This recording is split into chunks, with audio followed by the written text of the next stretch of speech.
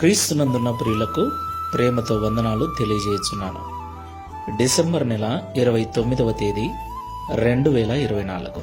ఈరోజు దేవుడు మనకు చేస్తున్న వాగ్దానం ఏమిటనగా, కీర్తనల గ్రంథము 112వ కీర్తన 6వ చరణం. నీతిమంతులు నిత్యము జ్ఞాపకములో ఉందురు. ఆమేన్. నా ప్రియమైన సహోదరి సహోదరులారా, ఈ లోకంలో జీవిస్తున్న మనమందరము కూడా కుటుంబాలుగా, సమాజముగా, సంఘముగా జీవిస్తూ ఉన్నాం. కుటుంబంగా జీవిస్తున్న మనకు ఎన్నో అవసరాలు, ఎన్నో అక్కరలు. వాటి కొరకు ఉదయం లేచింది మొదలు రాత్రి పడుకునేదాకా ఎన్నో రకాల పనులను, ప్రయత్నాలను చేస్తూ ఉన్నాం. ప్రియులారా, మన అక్కరలో, మన అవసరతలలో, మన పనులలో, మన ప్రయాణాలలో దేవుడు మనలను జ్ఞాపకం చేసుకోవాలి అంటే మనము నీతిమంతులమై ఉండాలి. దేవుడు జ్ఞాపకం చేసుకుంటే ఏమవుతుంది?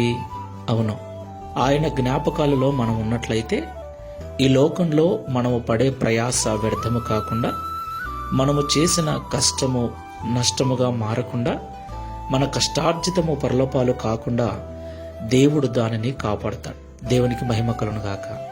అంత మాత్రమే కాదు ప్రియులారా, దావీదు గారు అన్నట్లు, నేను చిన్నవాడనై ఉంటిని, ఇప్పుడు పెద్దవాడనై ఉన్నాను. అప్పటి నుండి ఇప్పటి వరకు నీతిమంతులు విడవబడుట గాని, వారి పిల్లలు భిక్షమెత్తుట గాని నేను చూడలేదు అంటాడు. దేవునికి మహిమ కలుగునుగాక. ప్రియులారా, నీతి మనకు మంచిది. నీతిగా జీవించటము మనకు మాత్రమే కాకుండా మన పిల్లలకు కూడా క్షేమాన్ని ఇస్తుంది. నీతి మనల్ని ఘనతకెక్కిస్తుంది. నీతి దేవుని జ్ఞాపకాలలో మనల్ని ఉంచుతుంది. ఎవరు మర్చిపోయినా దేవుడు మనల్ని మరవక మనకు నిత్యము సహాయం చేస్తూ నడిపిస్తాడు. ప్రార్థన చేసుకుందాం. శాశ్వతమైన ప్రేమతో మమ్మల్ని ప్రేమిస్తున్న తండ్రి, మీకు స్తోత్రాలు చెల్లిస్తూ ఉన్నాం. తండ్రి, దినాలు గడిచే కొలది, సంవత్సరాలు గడిచే కొలది మనుషులు మమ్మల్ని మర్చిపోవచ్చు.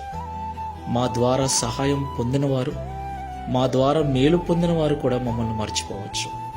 అయితే ఎవరు మరచినా మీరు మమ్మల్ని నిత్యము జ్ఞాపకం చేసుకుంటారని మాతో మాట్లాడినందుకు స్తోత్రాలు. అలాగూ నిత్యము నీ జ్ఞాపకాలలో మేము ఉండాలి అంటే ఈ లోకంలో నీతిమంతులమై జీవించాలని మాతో మీరు మాట్లాడారు.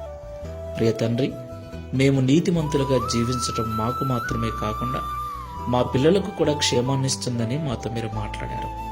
ఈ ప్రార్థనలో ఏకీభవిస్తున్న ప్రియులందరినీ జ్ఞాపకం చేసుకోండి.